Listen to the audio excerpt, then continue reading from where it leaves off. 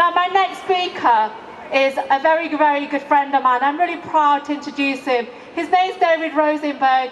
He's part of the Jewish Socialist group. And I think it's really important at a time when they tell us Muslims and Jews don't get on. It's absolutely fantastic that today both David and I marched together against all forms of racism.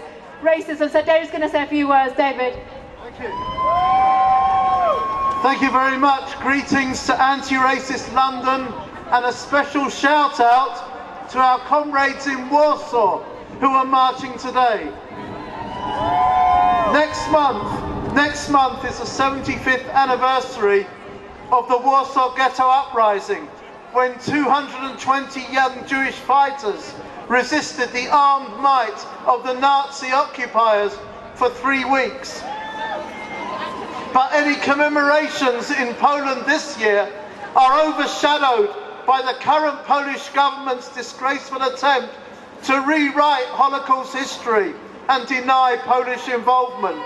Those actions are giving confidence to Poland's ultra-nationalists and neo-Nazis who don't need any more encouragement. When the Polish far right held a 60,000 strong march through Warsaw last November, they shouted for a Jew-free Poland.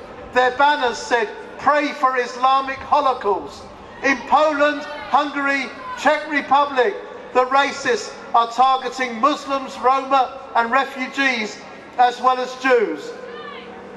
The last surviving leader of the Warsaw Ghetto Uprising, Marek Edelman, said to be a Jew means always being with the oppressed, never with the oppressors.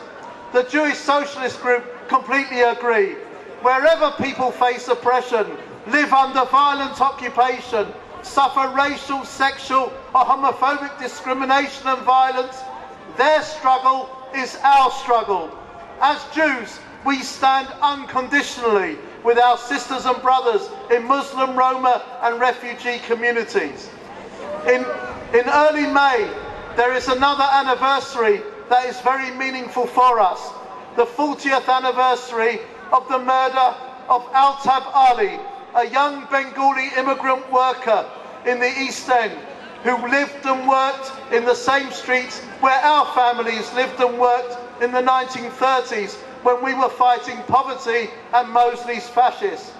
Altab Ali was stabbed to death in 1978 as he walked home from work, killed by teenagers whose minds had been poisoned by racists. They learnt that from National Front propagandists, mainstream newspaper editors who constantly wrote anti-immigrant, anti-refugee headlines. They learnt it from the police who ignored racial violence, the governments who treated immigrants as a problem and an irritant to be controlled or removed. And they bought into the idea of nationalism that thinks majorities are superior, that they should have more rights than minorities, that offers the poor and exploited white pride instead of jobs, houses and social services. Finally, we fight for a true multiculturalism that supports our languages, our identities and culture, but unites all of us against poverty and exploitation. Nationalism can never be our friend. Nationalism can never be the answer. Thank you.